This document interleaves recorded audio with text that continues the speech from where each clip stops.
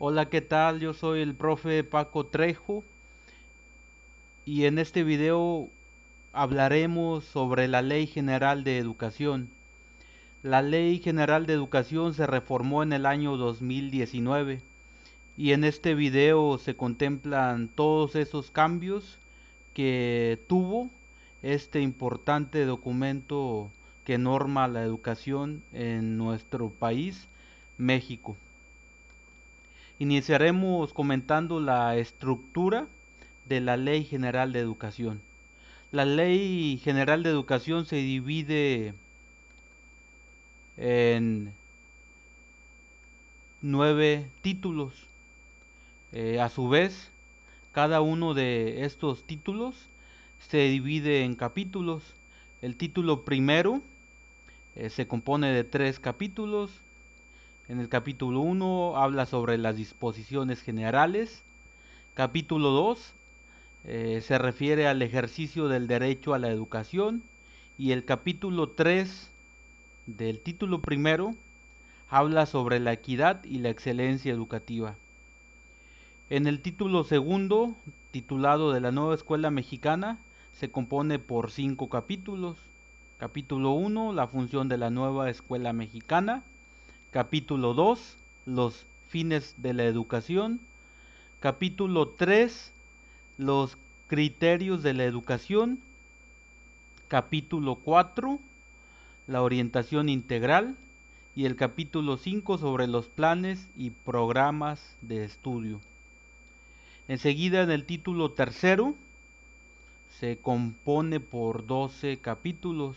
Aquí en este título tercero sobre el sistema educativo nacional, en el capítulo 1 habla sobre la naturaleza del sistema educativo nacional. Capítulo 2 del tipo de educación básica. Capítulo 3 del tipo de educación media superior. Capítulo 4 de la educación superior. Capítulo 5 del fomento de la investigación, la ciencia, las humanidades, la tecnología y la innovación. Capítulo 6 de la educación indígena. Capítulo 7 de la educación humanista. Capítulo 8 de la educación inclusiva. Capítulo 9 de la educación para personas adultas. Capítulo 10 del educando como prioridad en el sistema educativo nacional. Capítulo 11 de las tecnologías de la información, comunicación, como conocimiento y aprendizaje digital para la formación con orientación integral del educando. Y el capítulo 12 habla sobre el calendario escolar. En el título cuarto habla sobre la revalorización de las maestras y los maestros. Este título cuarto se compone por 3 capítulos. En el capítulo 1 habla sobre el magisterio como agente fundamental en el proceso educativo. Capítulo 2 del fortalecimiento de la formación docente. Capítulo 3 del tipo de educación media superior. En el título 5 también se compone por 3 capítulos. En el capítulo 1 habla sobre las condiciones de los planteles educativos para garantizar su idoneidad y la seguridad de las niñas, niños, adolescentes y jóvenes. El capítulo 2 habla sobre la mejora escolar, y el capítulo 3 de la educación para personas adultas.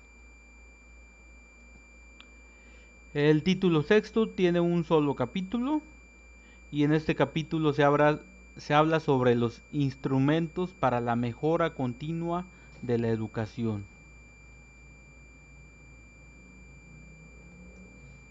El título séptimo del federalismo educativo también tiene un capítulo único, titulado de la distribución de la función social en educación. Enseguida, el título octavo del financiamiento a la educación se compone por un capítulo que lleva su mismo nombre, del financiamiento de la educación. El título noveno de la corresponsabilidad social en el proceso educativo. Está compuesto por 5 capítulos. Capítulo 1 de la participación de los actores sociales. Capítulo 2 de la participación de madres y padres de familia o tutores. Capítulo 3 de los consejos de participación escolar. Capítulo 4 del servicio social. Y capítulo 5 de la participación de los medios de comunicación. El título 10 de la validez de estudios y certificación de conocimientos tiene un capítulo único titulado de las disposiciones aplicables a la validez de estudios y certificación de conocimientos. Y por último, el título 11 de la educación impartida por particulares se compone por 3 capítulos. En el capítulo 1 se habla sobre las disposiciones generales. Capítulo 2 de los mecanismos para el funcionamiento de los fines de la educación impartida por los particulares. Y capítulo 3 del recurso administrativo. Pues bien, en sí esta es la estructura de la Ley General de Educación.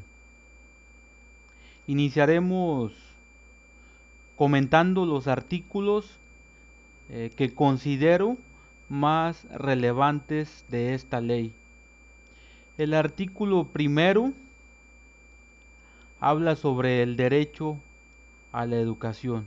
Nos dice este artículo 1 que la Ley General de Educación garantiza el derecho a la educación, que también está reconocido en el artículo 3 de la Constitución Política de los Estados Unidos Mexicanos.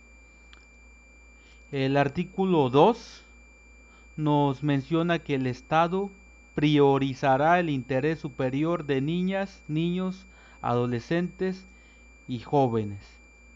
En este artículo se refiere a que ante cualquier situación que ponga en riesgo la integridad de los menores, de las menores, de niñas, niños y adolescentes, siempre debemos de poner por encima a los derechos de los niños por sobre los derechos de los adultos. La prioridad son los niños. A eso se refiere el interés superior de niñas, niños, adolescentes y jóvenes. El artículo 5 establece que toda persona tiene derecho a la educación. En este sentido, sabemos que en nuestro país, México, se ofrece la educación inicial, preescolar, primaria, secundaria, media superior, superior y educación para adultos. Aquí le hallo mucha relación a un postulado que se menciona más adelante en esta misma ley, en el que dice que la educación debe de ser universal, la educación debe de ser para todos. El artículo 6 habla sobre la obligatoriedad de la educación. El artículo 6 dice: todas las personas habitantes del país, México, deben cursar la educación preescolar, primaria, secundaria y media superior. Anteriormente, antes del 2019, la educación obligatoria solamente era preescolar, primaria y secundaria. A partir de la reforma del año 2019 se incluye la educación media superior. Aquí debemos tener presente, al menos como palabras clave, que la educación obligatoria inicia en preescolar y termina en media superior. La educación superior ya no se considera obligatoria. En este mismo artículo 6 establece que todas las mexicanas y los mexicanos tienen la obligación de mandar a sus hijas o hijos a la escuela, siempre y cuando sean menores de edad, menores de 18 años. El artículo 7 y aquí le encontramos mucha relación con lo establecido en el artículo 3 de la Constitución. Nos dice que el Estado tiene la rectoría de la educación. Además que la educación impartida por el Estado, la educación impartida por el gobierno, debe de ser obligatoria, universal, inclusiva, pública, gratuita y laica. La educación obligatoria, como ya lo acabo de mencionar en el artículo 6, abarca desde preescolar hasta educación media superior. La educación universal se refiere a que todos y todas las personas tienen derecho a recibir una educación de calidad y de excelencia.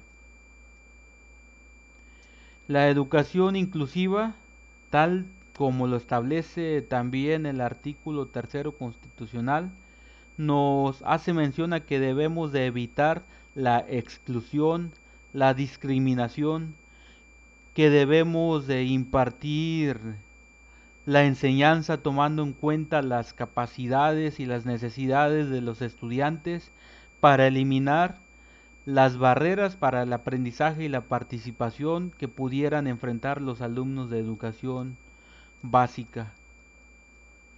Por barreras para el aprendizaje y la participación se entiende que son todos aquellos factores que impiden o limitan el aprendizaje a un ritmo normal que el resto de los estudiantes.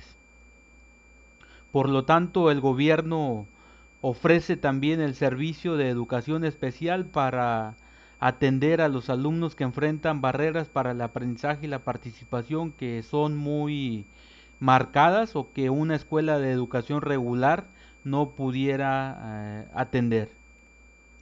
Además, este artículo 7 nos habla sobre la educación pública, la educación gratuita.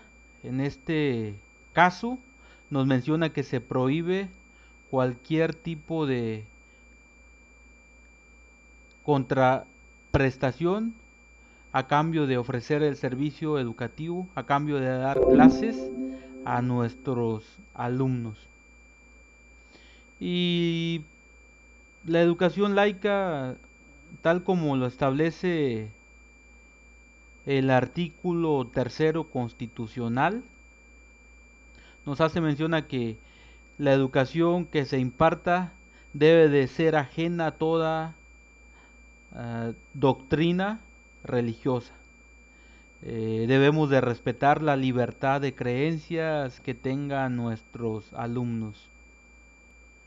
Enseguida hablaré de algunos artículos importantes del título segundo que habla sobre la nueva escuela mexicana. El artículo 11 nos menciona que el Estado, a través de la nueva escuela mexicana, buscará ofrecer el servicio educativo con equidad, excelencia, buscando siempre la mejora continua en la educación. Aquí remarco algunas palabras clave. Equidad. El significado de equidad significa darle a cada quien lo que necesita para que se encuentre en igualdad de oportunidades. Equidad no es lo mismo que igualdad. Igualdad es darle a todos la misma atención. ¿Cómo aplicamos la equidad en los alumnos? Si bien es cierto que debemos de buscar que todos nuestros alumnos aprendan, tanto como los que van muy aventajados, los que tienen aptitudes sobresalientes, también debemos de centrar más la atención en los estudiantes que presentan dificultades para aprender. ¿Para qué? Para que estos alumnos con barreras para el aprendizaje y la participación, estos alumnos con dificultades, pues de cierta manera, de cierto modo, logren estar en un nivel cercano al resto de sus compañeros. Aquí en este mismo artículo 11 nos habla sobre la excelencia, tal como lo establece también el artículo tercero constitucional. La excelencia se refiere a que debemos de buscar el máximo logro del aprendizaje de niñas, niños, adolescentes y jóvenes. Por citar algún ejemplo, eh, una escuela de excelencia no se mide por su infraestructura. Una escuela de excelencia se mide por el logro del aprendizaje de sus niñas y niños. Además, eh, una de las funciones de la nueva escuela mexicana y que se establece en el artículo 11 es que su objetivo es el desarrollo humano integral del educando. Este término de educación integral también se menciona en el artículo tercero constitucional, y aquí se refiere a que además de buscar desarrollar conocimientos en nuestros alumnos, también debemos de fortalecer sus capacidades físicas y sus capacidades socioemocionales.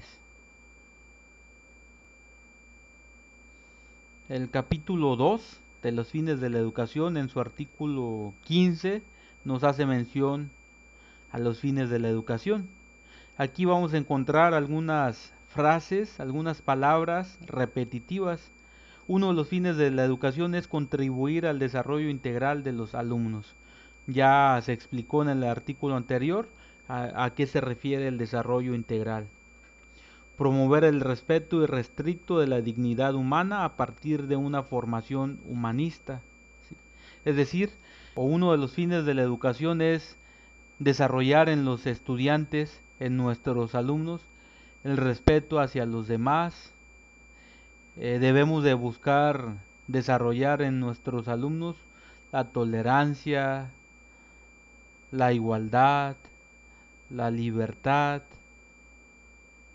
la fraternidad, la honestidad, que son valores humanistas. Uno de los fines de la educación también es inculcar el enfoque de derechos humanos y de igualdad sustantiva, es decir, dejar atrás los estereotipos de género, eh, enseñar a nuestros alumnos que tanto niñas como niños tienen los mismos derechos.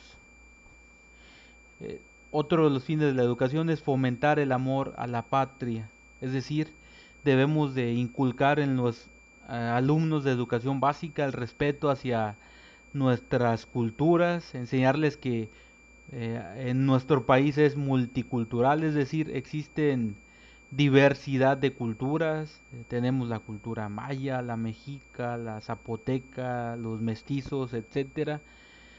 Fomentar el amor a la patria también al enseñarle a conocer su historia, tanto los antecedentes como las consecuencias que tuvieron ciertos hechos históricos, inculcar el respeto a los símbolos patrios y a las instituciones de nuestro país.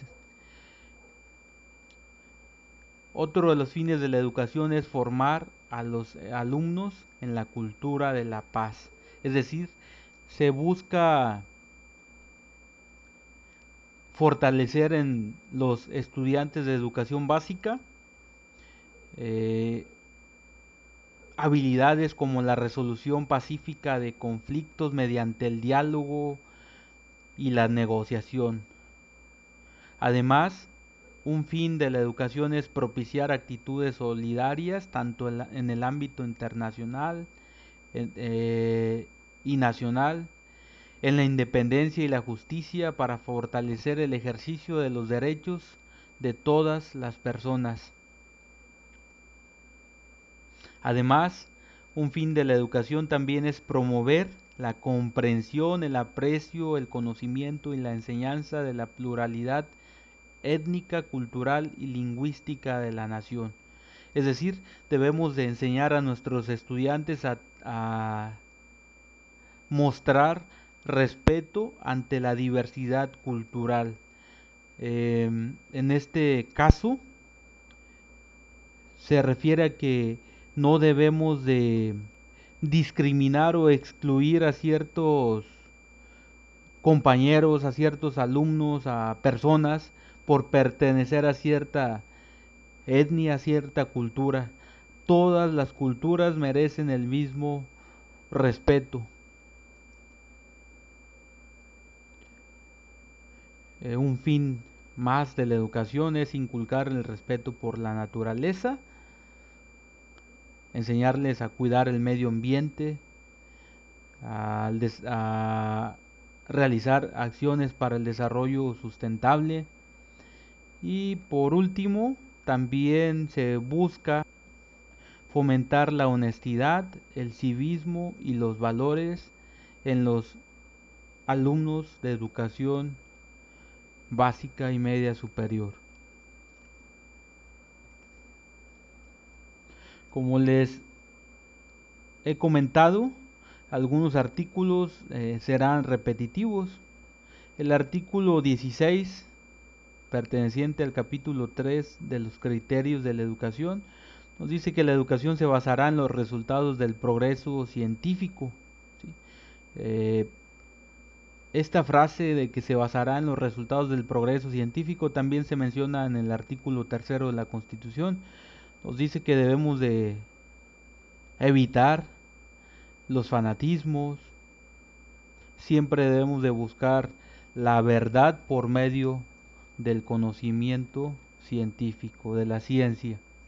Además, la educación será humanista por medio del fortalecimiento en los estudiantes de algunos valores como la dignidad, la igualdad, la fraternidad y la convivencia sana y pacífica entre todos los seres humanos. La educación será democrática. Esta palabra, este término de la educación democrática también se menciona en el artículo 3 constitucional y se refiere a que debemos de ver la democracia no solamente como una forma de gobierno, sino como un estilo de vida en el cual se respetan opiniones, se toman acuerdos en consenso. La educación será nacional, equitativa, ya se explicó en diapositivas anteriores el término de la equidad, inclusiva también ya se explicó, intercultural, integral y de excelencia. Todos esos términos ya están explicados en diapositivas anteriores. En el capítulo 4 de la educación integral, en su artículo 17, nos especifica de una manera más clara a qué se refiere la educación integral. En el artículo 3 constitucional habla sobre la educación integral. En el artículo 3 nos dice que debemos de desarrollar en los alumnos sus habilidades cognitivas, físicas y socioemocionales. Sin embargo, aquí en el artículo 17 de la Ley General de Educación nos menciona que la nueva escuela mexicana debe de formar para la vida. Es decir,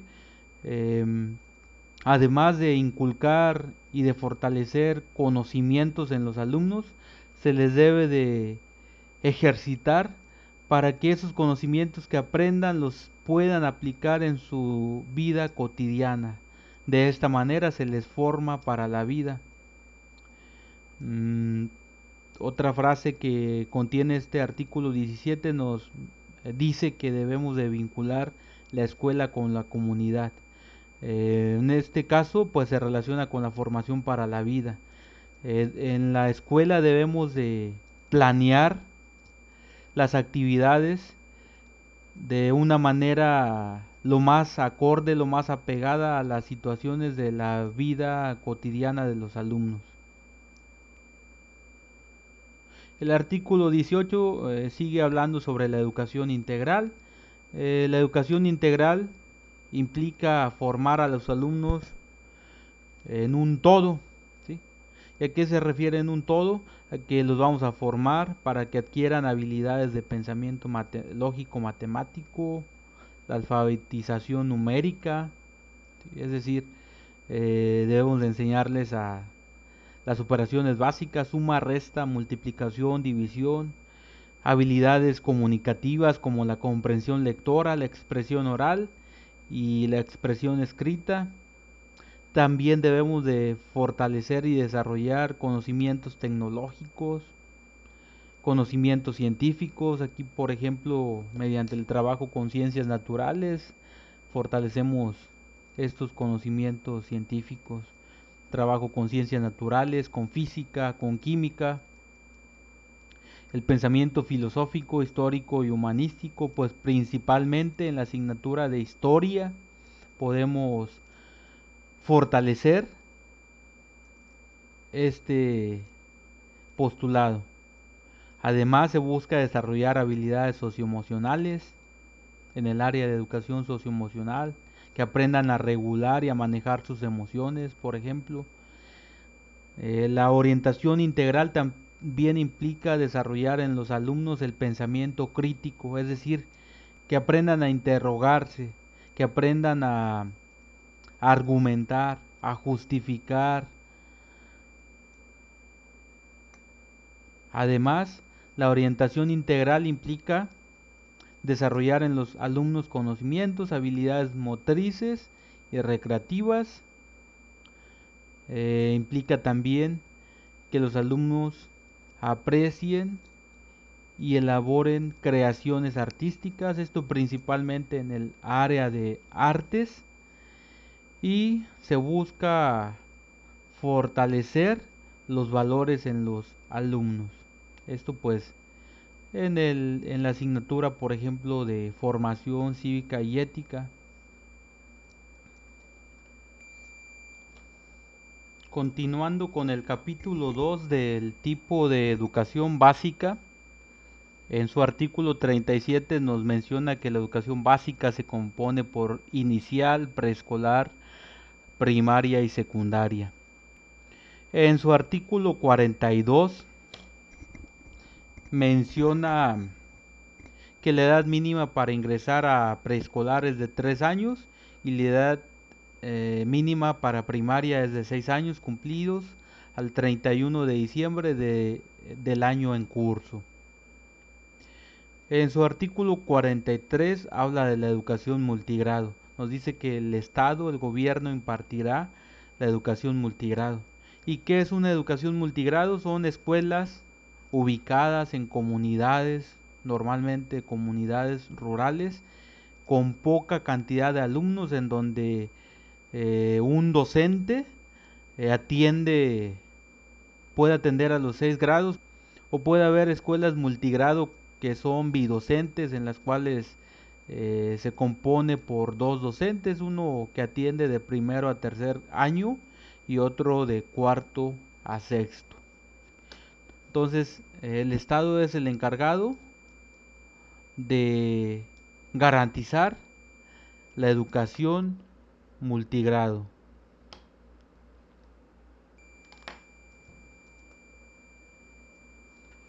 El capítulo 6 habla de la educación indígena y en su artículo 58 nos menciona que el gobierno tiene la obligación de desarrollar, de diseñar programas educativos que reconozcan la herencia cultural de pueblos indígenas y comunidades indígenas o afromexicanas. Además, las autoridades educativas tienen el compromiso y la obligación de diseñar y distribuir materiales educativos como libros de texto en las lenguas del territorio nacional. Es decir, si vamos a entregar o si las autoridades van a entregar libros de texto en una comunidad en la cual la lengua materna es el maya, los materiales educativos como libros de textos deben de ir escritos en la lengua materna de los alumnos.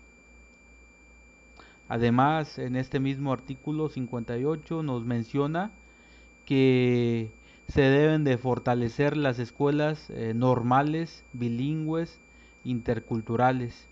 Además debe de haber programas de formación, actualización, capacitación y certificación de maestras y maestros en las lenguas de las regiones correspondientes. ¿Por qué? ¿Por qué debe de haber capacitación en las lenguas de las regiones correspondientes? Pues porque a los alumnos se les debe de enseñar en su lengua materna. Si la lengua materna de los alumnos de una comunidad es el maya, se les debe de enseñar en esa lengua. Y por lo tanto, a los docentes se les debe de capacitar para que dominen la lengua materna de la comunidad en la cual van a laborar. En los planes y programas de estudio se debe de tomar en consideración los sistemas de conocimientos de los pueblos y comunidades indígenas. Aquí se refiere a que en los planes y programas de estudio se debe de considerar el contexto, el entorno de las comunidades indígenas. Se deben de recuperar las diferentes expresiones y prácticas culturales, pues se refiere a lo mismo, a considerar el contexto de los pueblos indígenas.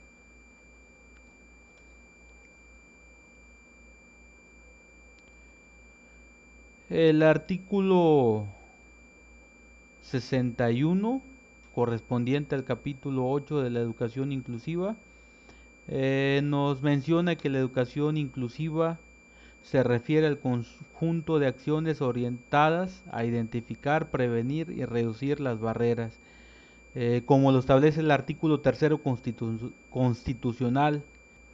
Para garantizar la educación inclusiva debemos de disminuir las barreras para el aprendizaje y la participación a las que se enfrentan los estudiantes que atendemos. La educación inclusiva se basa en la valoración de la diversidad. En cada grupo de alumnos, eh, todos van a ser diversos, todos van a ser distintos. No podemos y no vamos a tener un grupo homogéneo. Los grupos siempre son heterogéneos. Entonces, el docente debe de adaptar el sistema para responder con equidad. El docente debe de adaptar su forma de enseñar de acuerdo a las características, necesidades, intereses, capacidades, habilidades y estilos de aprendizaje de todos y cada uno de los alumnos. Es decir, el docente debe de diseñar actividades diversas, utilizar múltiples formatos de representación, material visual, material auditivo, material concreto para dar respuesta a los estilos de aprendizaje de los alumnos, a los estilos visual, auditivo y kinestésico.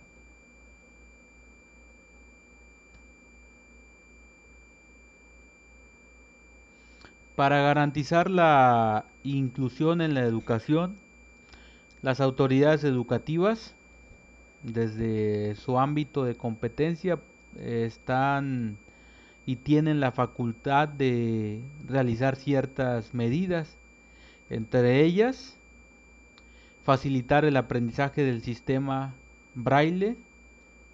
eh, las autoridades deben de propiciar y de garantizar un sistema de actualización y capacitación para que docentes y estudiantes aprendan y dominen este sistema braille que se utiliza para propiciar el aprendizaje de los alumnos que tienen alguna discapacidad visual, específicamente ceguera. Facilitar la adquisición y aprendizaje de la lengua de señas mexicana. Igual debe de ofrecer el Estado capacitación y actualización a docentes, directivos, alumnos, porque la lengua de señas mexicana es una herramienta de comunicación para disminuir las barreras para el aprendizaje y la participación de personas sordas, de niñas y niños sordos. Asimismo, este artículo 65 nos menciona que el Estado debe de garantizar y de asegurar que se realicen ajustes razonables para las personas con discapacidad. Ya anteriormente se mencionó que el docente debe de realizar ajustes a su práctica docente, pero no solamente se pueden hacer ajustes a la práctica docente, sino también se pueden hacer ajustes en cuanto al espacio, en cuanto a la infraestructura. Si tenemos en nuestra escuela estudiantes con discapacidad motriz, por ejemplo, se pueden implementar y realizar rampas. La tarea del director y del supervisor en cuanto a la inclusión educativa es verificar que realmente los docentes estén realizando estos ajustes razonables por medio de las visitas a las aulas, por medio de las observaciones de clase, por medio de la revisión de las planeaciones. Eh, una vez que el director o el docente analiza planeaciones, observa clases, si lo considera prudente, si lo considera necesario, va a ofrecer asesoría y acompañamiento a los docentes. Además, el Estado, las autoridades educativas deben de proporcionar a los educandos con aptitudes sobresalientes la atención que requieran de acuerdo con sus capacidades, intereses y necesidades. Eh, El hecho de que algún alumno tenga aptitudes sobresalientes no significa que no va a presentar barreras para el aprendizaje y la participación. Si como docentes, como directivos, como supervisores, no nos preocupamos por propiciar el desarrollo y el máximo potencial de este tipo de alumnos con aptitudes sobresalientes, pues de cierta manera los estamos frenando. Entonces, eh, es necesario realizar ajustes también con ellos, modificar actividades con un nivel de complejidad mayor, por ejemplo.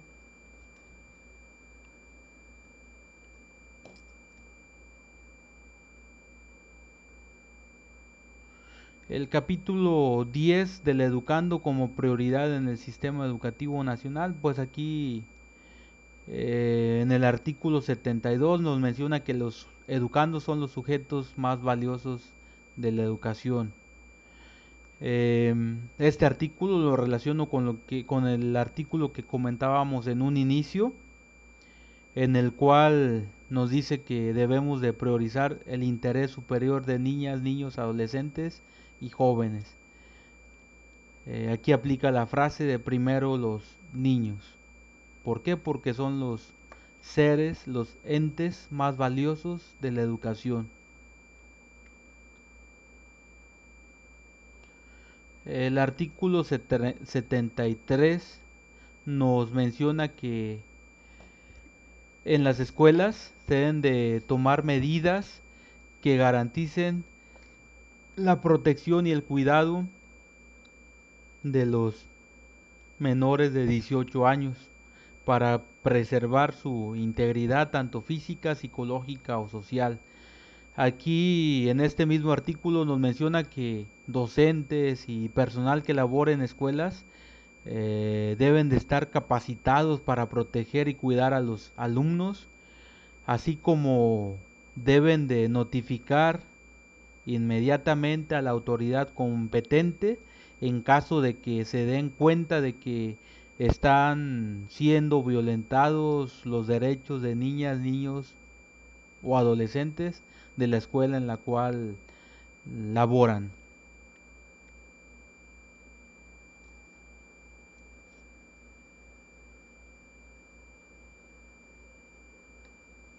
El artículo 78 habla sobre la responsabilidad que tienen madres y padres de familia o tutores en el proceso educativo de sus hijas o hijos.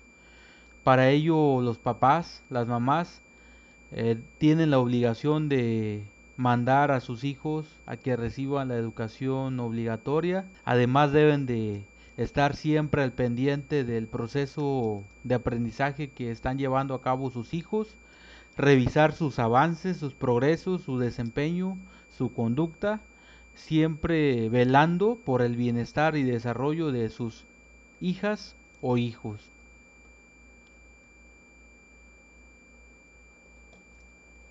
El capítulo 12 habla sobre el calendario escolar. En el artículo 87 nos menciona que la autoridad educativa federal, que el gobierno federal, la Secretaría de Educación Pública, determina el calendario escolar aplicable para todo el país. Sin embargo, las autoridades escolares, por autoridades escolares se refiere a directivos o supervisores, bajo la autorización de la autoridad educativa local, es decir, bajo la autorización de la Secretaría de Educación en cada uno de los estados, eh, puede ajustar el calendario escolar que propone la SEP, siempre y cuando los ajustes prevean las medidas para cubrir los planes y programas de estudio aplicables. En conclusión, la SEP determina el calendario y las escuelas tienen la autonomía de hacer ajustes al mismo, siempre y cuando se autorice por parte de la Secretaría de Educación en el estado.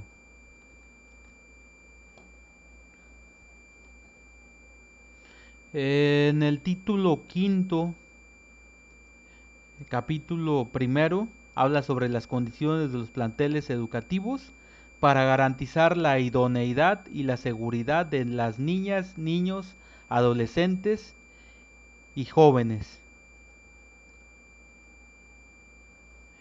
En este caso, en el artículo 101 nos menciona que todas las escuelas, sean públicas o privadas, deben de cumplir con ciertas normas de protección civil y seguridad.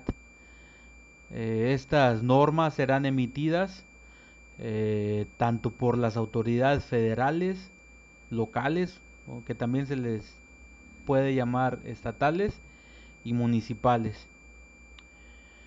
En el artículo 105 habla sobre el mantenimiento de las escuelas. En este caso concurrirán, coadyuvarán tanto gobierno federal, estatal y municipal, y de manera voluntaria también pueden coadyuvar en el mantenimiento de las instituciones de las escuelas, madres y padres de familia o tutores y demás miembros de la comunidad que estén interesados en el bienestar y progreso de la escuela. En el artículo 106 nos menciona que para fomentar la participación social en el fortalecimiento de los espacios educativos, en la mejora de las escuelas, en su mantenimiento y en la ampliación de la cobertura, la SEP emitirá lineamientos para poner en operación los comités escolares de administración participativa. Este comité escolar de administración participativa tiene como objetivo la dignificación de los planteles educativos, para lo cual recibirá un presupuesto anual para que puedan realizar mejoras, mantenimiento o equipamiento en las escuelas. Estos miembros del Comité Escolar de Administración Participativa serán electos al inicio de cada ciclo escolar. La finalidad, como ya se mencionó, es llevar a cabo acciones de mejora en cuanto a la infraestructura y mantenimiento de las escuelas.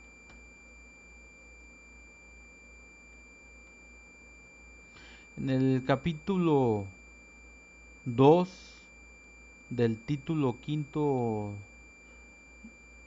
titulado de los planteles educativos, en su artículo 108 nos menciona que para el proceso de mejora escolar también se constituirán los consejos técnicos escolares. ¿Para qué? Para coadyuvar en la mejora de los aprendizajes, en la mejora de las prácticas docentes, en la atención a ciertas necesidades y problemáticas que se pudiesen presentar en la escuela. Más adelante, en el título séptimo, que lleva por nombre del federalismo educativo, aquí se habla sobre las principales atribuciones que tiene tanto gobierno federal, tanto la autoridad educativa federal, como las autoridades locales, es decir, las autoridades de cada estado, ¿sí? Entonces, tenemos que algunas de las atribuciones de la autoridad educativa federal, de la SEP, es determinar planes y programas de estudio, establecer el calendario escolar como ya se mencionó anteriormente, elaborar, editar y actualizar libros de texto y otros materiales educativos, autorizar el uso de libros de texto. Ahorita más adelante veremos de qué forma se puede autorizar estos libros de texto. Regular el sistema integral de formación, capacitación y actualización para docentes. Expedir las normas de control escolar, tanto para educación básica como para normal. Otorgar, negar y retirar el reconocimiento de validez oficial de estudios a las escuelas y colegios particulares y fijar los lineamientos de los consejos de participación social. El artículo 114 habla sobre las atribuciones de las autoridades educativas locales, es decir, las autoridades educativas de los estados. Dentro de las atribuciones de las autoridades educativas de los estados está el prestar los servicios de educación básica y normal, incluyendo a su vez la educación indígena, la educación inclusiva. Además, otra de las atribuciones de las autoridades educativas de los estados es proponer a la Secretaría de Educación Pública los contenidos regionales. Además, las autoridades educativas de los estados, como ya se mencionó hace unos momentos, tiene la facultad de autorizar los ajustes que realicen las escuelas al calendario escolar. Recordemos que la SEP emite el calendario escolar, pero cada una de las escuelas puede hacer ajustes siempre y cuando lo autorice la autoridad de cada estado. Además, la autoridad educativa de los estados puede prestar servicios para la formación, capacitación y actualización para maestras y maestros. Al igual que la autoridad educativa federal, la autoridad educativa de cada estado también puede otorgar, negar y revocar la autorización a los particulares para impartir la educación. La autoridad educativa federal elabora los libros de texto y la autoridad educativa de cada estado tiene la obligación y la responsabilidad de garantizar la distribución oportuna de los libros de texto y demás materiales educativos que provengan de la SEP. Además, las autoridades de cada uno de los estados tienen la facultad de supervisar las condiciones de seguridad en cuanto a la infraestructura de las escuelas y protección civil de cada una de ellas. En el artículo 116 habla sobre las atribuciones del ayuntamiento, del gobierno municipal. Em, los gobiernos municipales también pueden editar y producir otros materiales educativos distintos a los que provengan del gobierno federal. Em, el gobierno municipal tiene la facultad de prestar servicios bibliotecarios a través de bibliotecas públicas. También el gobierno municipal puede celebrar convenios con el Estado para coordinar o unificar sus actividades programadas en el ámbito de la educación.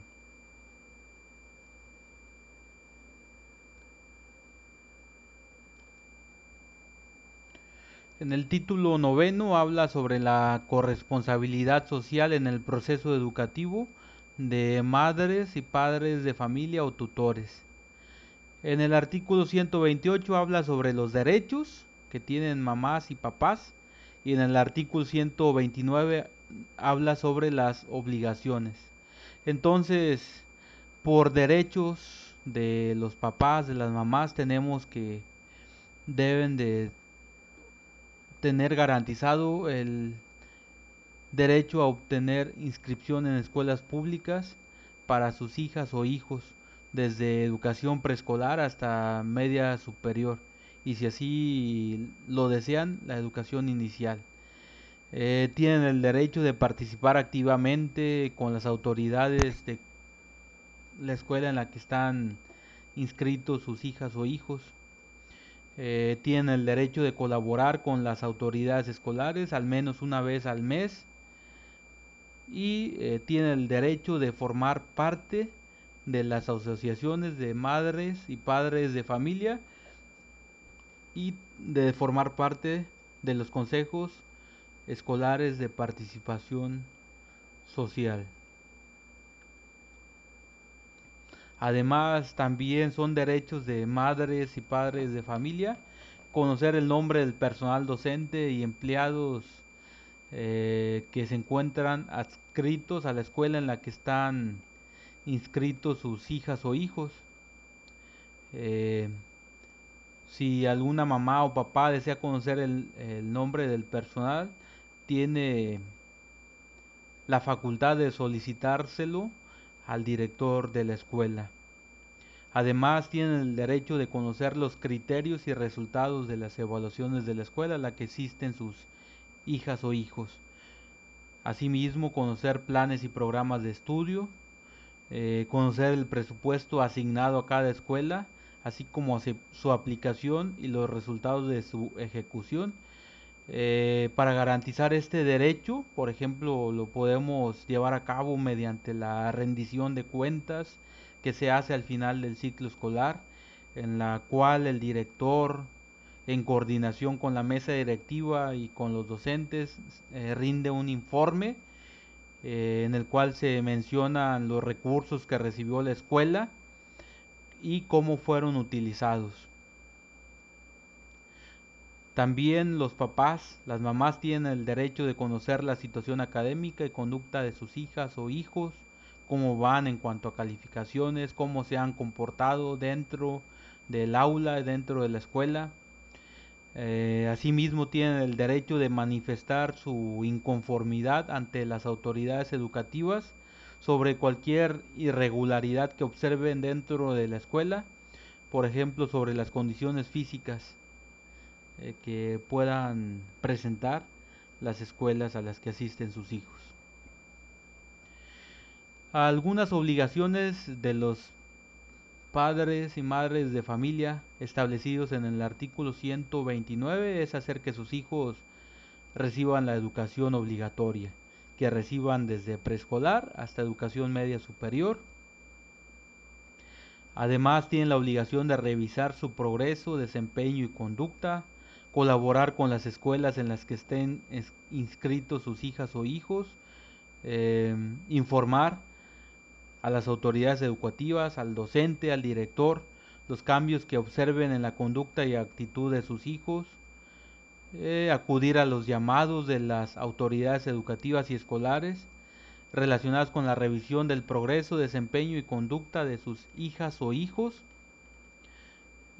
También promover que sus hijas o hijos participen en actividades físicas, en actividades de recreación, deportivas, tanto dentro de la escuela como fuera de la misma, como un medio de unión familiar y comunitaria. En caso de que madres o padres de familia incumplan en alguna de sus obligaciones, las autoridades educativas pueden dar aviso a las instancias encargadas de la protección de los derechos de niñas, niños y adolescentes. Una de las instancias encargadas de la protección de los derechos de niñas, niños y adolescentes es el Sistema Nacional para el Desarrollo Integral de la Familia.